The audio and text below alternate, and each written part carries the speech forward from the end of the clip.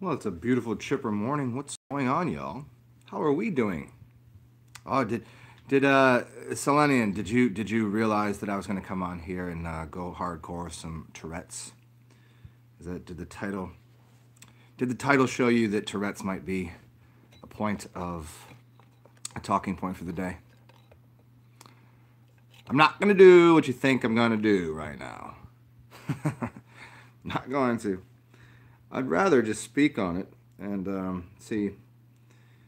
I mean, some of you probably assumed I was going to just come on here and just start screaming a bunch of different, you know what I'm saying, different funny words. But I'm not. I'd rather just speak on what moderates are. Moderates are the worst people. Moderates are the people that agree with you in principle, with what you're saying completely and totally, but disagree with one thing or something how you said it. It's these people that they can take any side ever, and they're the worst. It's absolutely the worst. They stand for nothing. So this person comes in, well, more than one person comes and watches a large portion of my videos, but then and has a couple nice things to say, but always make sure they comment on my use of profanity, which I find profane and insane. I find it absurd, completely in every way, because I don't know how many hours I've made without ever speaking one thing that they didn't agree with in a way, because I said words that they didn't agree with, and I'm like, that's a slippery slope down 1984 hill into the thought police. You're gonna tell me how I can speak. You're gonna tell me what my art form is. You're gonna tell me how my brain can work and when I can say these. We can play that George Carlin bit here. Which part should I do about when you start controlling people's words, you control their minds. When you control their minds, their ideas and their actions are easy to follow. You become like you're an automaton. Like what is it about these words that are so vile and disgusting? Oh. Okay, I'm gonna read this little story. I thought it was funny. It's George Carlin, talking about profanity and comedy, and it's by this dude Ed Brayton. And then after this, I might just stream some maybe expletives as the person. Expletives. No, expletives. Yeah, it means to explain something fully. And even before this, person was talking about like you trust somebody that works with their hands. Really? I trust people that have that are trustworthy. I don't trust somebody that I've worked with plenty of people that work with their hands. That doesn't make them trustworthy. You know how else works with their hands? Thieves work with their hands. And I know people that are real good with their hands. Build houses, also pickpockets, also steal from people. They're trustworthy? Fuck out of here. Oop, did I just say that? What I meant is, please excuse yourself from the room if you agree with such a ridiculous statement. There's Carlin on profanity and comedy. But then again, I guess I'm not a comedian. I'm only a philosopher. And not even that. I'm some dipshit. Oops, excuse me. I'm some Dumas. Is that the right way to say it? Is dumbass is an ass an expletive? Am I allowed to say ass? I'm calling myself a donkey. I'm a donkey. Wait, no, don't do that. Let me just read this first and see if we can get through this. I'm finishing up Paul Provenza's book, Satiristas, which is a series of interviews with some of the best comedians in the world, and a few that don't belong there at all, in my view. The last interview was with George Carlin and took place only a week before he died. Carlin, for me and a lot of other people, is the absolute pinnacle of stand-up comedy. No one in the history of comedy, stand-up, has produced more original and brilliant material than he did. As Provenza notes in his introduction to the interview, it's almost absurd to talk about Carlin in his prime because his prime lasted 40 years and got started after he'd become one of the biggest stars in the business. Provenza asked him about the commonly voiced opinion that comedians that has to use profanity is somehow not clever enough to work it without it.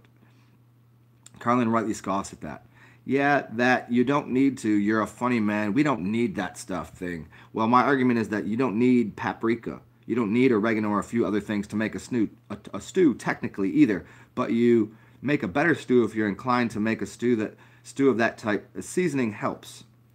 I know from Bill Cosby's work, he clearly feels that way, and I've always felt that by taking that stand and developing a body of work that didn't include it, Cosby can never now choose to use that language. I, however, can choose to use either. I can do 6 minutes on the Tonight Show with none of that in it. I can use other parts of my toolkit that work for me. I'm good at them too, and can do that no problem. But I can also be more of a street corner self elsewhere, with the language of street if I want to do that too. Why should I deprive myself of a small but important part of language that my fellow humans have developed? Why not use all of that we've developed to communicate with? Sometimes I overdo it intentionally because it has an effect of its own. I think there are a lot of sentences where the adjective fucking, I guess it's a gerund, isn't it? Sometimes just makes the joke work better. And not because they're laughing at the word fuck, but because it includes that word. And that word may make the language of a sentence more powerful. And it just gets in there better. It just gets to the channel that you've got open with the harder punch, you know? That's why people use it in life, because it makes something they're trying to say stronger. It gives a particular effect. I think the folks who choose to deny that part of your language have limited themselves, and that's just fine. That's good. Good choice over here. Good choice over there, but I'm just fine over here. I think he nails it perfectly. Cosby chooses not to use profanity, and that's fine. He's brilliant. He's unquestionably on my Mount Rushmore of comedy. I'd put Carlin, Cosby, Pryor on mine. Feel free to add the fourth. But I've heard so many people say things like, oh, a comedian having to swear just shows the limit of their vocabulary. George Carlin is the definitive disproof of that claim. He's a master of language. The finest wordsmith we've ever seen in comedy. The bottom line is this. You can be funny and work clean, or you can be funny and be profane. And the only thing that matters is that you're funny. Funny and profane is infinitely better than boring and clean. Hey, Jay Leno. And funny and clean is infinitely better than unclean and profane. Yes, I'm looking at you, Andrew Dice Clay. So, there we go. I don't really know what more to say about that. And it's so funny because it was on a video. I was like, why do I keep my comment section open? I keep my comment section open, I think, for these kind of little gems of the kind of ridiculousness that I get. Like, how dare I? How dare you speak like this? how dare you comment to me?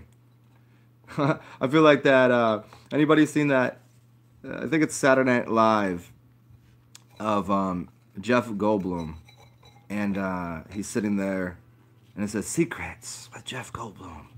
And Jeff Goldblum's sitting there, and he goes, you know, sometimes people come up to me, and they say, Jeff, your last name, is it Goldblum or is it Goldblum? And he goes, how dare you speak to me? My thought is, how dare you speak to me? It's always people that don't have channels of their own. It's always is. And if they do, it's like one video over here, and they ain't got really nothing to say, because if they were busy speaking their own truth in their own mind, they wouldn't be over saying stupid shit to me. But, nonetheless, fuck them. You know, go suck on some mutilated cartilage of an elephant's dong, you know what I mean? Go fucking chew up a rhinoceros anus.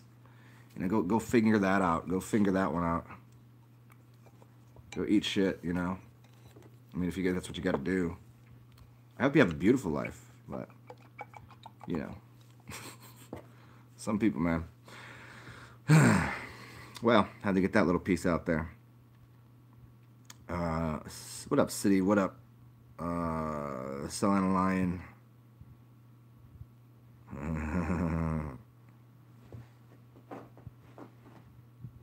What's up, Danny?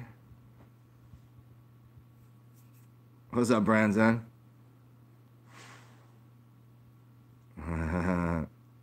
What's up, Holly?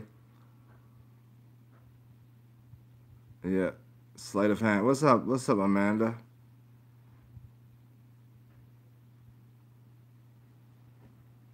Dimension extensions, talking to yourself in fall language.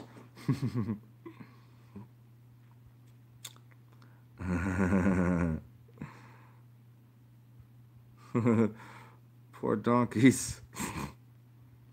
Yeah, whatever. And it was funny because I don't think the person was specifically trying to be a troll. It didn't appear, but they had made enough comments that it seemed like they had a message they wanted to give to people. And it's always got to be in the comments. I'm like, who the fuck are reading these things? The only reason I'm reading it is because it showed up in my, you know, it's like, oh, let me read this. Maybe somebody needed some help. That's why I leave it open most of the time. I leave my comments open because some people ask me questions and need help with things, and so it gives me something. And then I also do it because it gives me this delicious fodder to fuck with. People just saying dumb shit.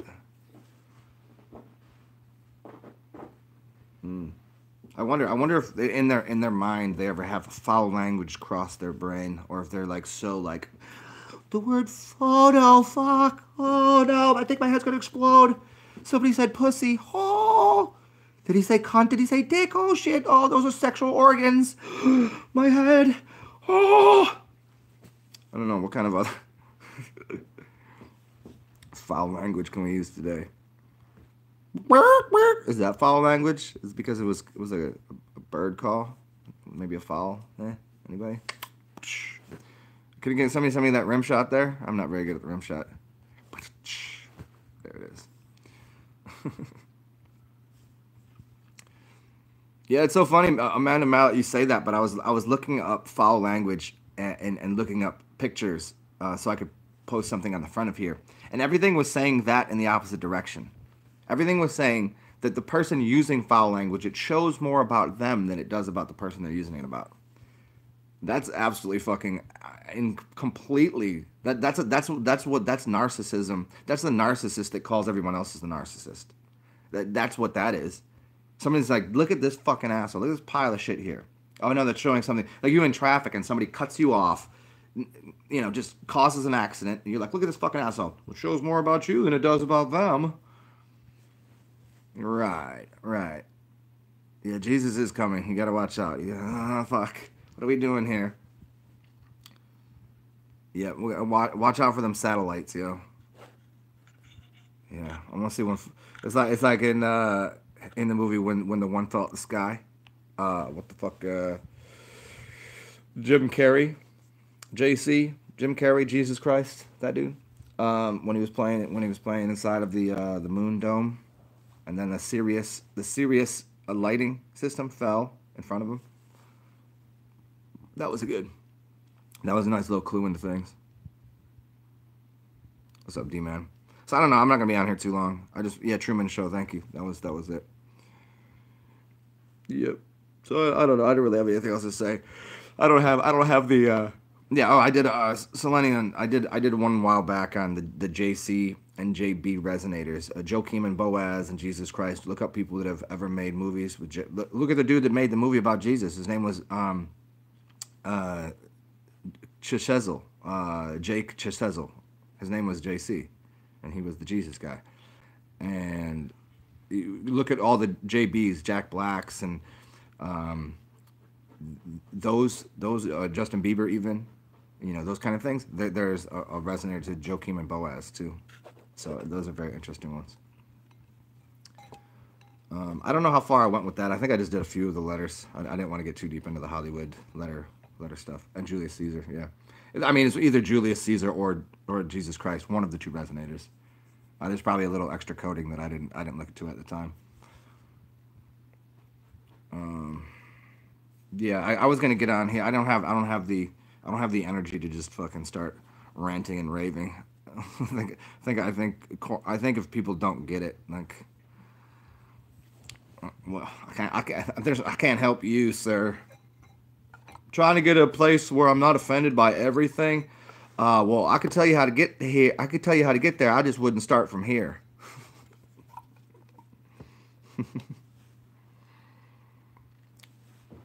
Jiminy Cricket. I just seen that. Jiminy Cricket, yeah.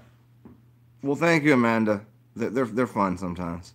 I mean, most of the time I'm having fun doing them, regardless if people would think I'm being like 100% like in like that whatever. Like, am I role playing and am I in the, which kind of act am I doing? Does he really feel like that? Maybe. I'll leave that to everybody else to decide. All right. Well, maybe I'll get on here a little later. Maybe I'll find a quasi brilliant comment on here from somebody trying to be cute, and it will give me some more to work with.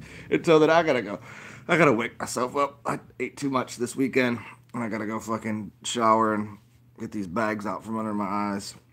and get this week on the get this pony on the tracks. Get this I don't know, they even say that. What the fuck am I talking about?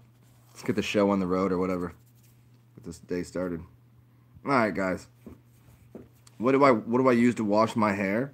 It depends on how long it has been since I've washed it and what I'm trying to accomplish. But I mean, I try to use the best possible shampoo I can. When there's points that it just becomes. I live in the city, man. So I can't not wash it. It's like if you lived out there, you could get away with not washing it. But in the city, it's gonna get dirty. You gotta wash it. I'll use aged urine sometimes. I use either olive oil or coconut oil sometimes as a conditioner. It just depends. So, yeah. So we'll Oh, and the lost doggy found his home. So funny. The next he stayed the night, and the motherfucker bit me, because he was trying to fuck Meatwad the whole night. He was up all night. So here's the story. So he was up all night. I mean, he's an awesome dog, so sweet, so sweet. He was just panting all fucking night. He was super dehydrated at first. That was a crazy thing. His eyes were bright red. Like, he was super dehydrated. He was gone for a while, and he was probably fed a lot of dry dog food. So we just feed him distilled water, like gallon of distilled water. Dude is up all night trying to like just panting. He fell asleep a couple times, but then he was just trying to fuck Meatwad like the whole day. And Meatwad just like, dude, stop. And I was like, and Meatwad just come trying to be kind. She's an older puppy. She's just trying to be nice because she knows it's a puppy and she's good with puppies. But he just keep trying to fuck her, and I was like, dude, get off. And I grabbed him and like to push him off, and he bit me. And I was like, oh, you motherfucker. But I mean, he listened after that. Like, he was a little bitch, tried to fuck me. But then we took him over where he was from, because we didn't want to take him to the SPCA. He wasn't tagged. He was a ghetto dog. And I didn't feel like taking him to the SPCA because that probably couldn't turn out too well. So we were like, fuck. So we made a couple phone calls to like local shelters and shit, and we walked around the neighborhood. I went over to where we found him, and some little kids. I was like, wait, yo, do you know where this dog goes? Goes, I think he lives over there. So I walked over there, and the funniest shit was the owner of the dog wasn't even there. Somebody was watching the house and watching the dog for him, and the dog got out. And it just so happened, luckily it got out when it did, and that we were walking by. And the dog found us for like 6 blocks. I didn't realize how far it was, like 6 blocks. Just walked home with us. Like, all right, cool.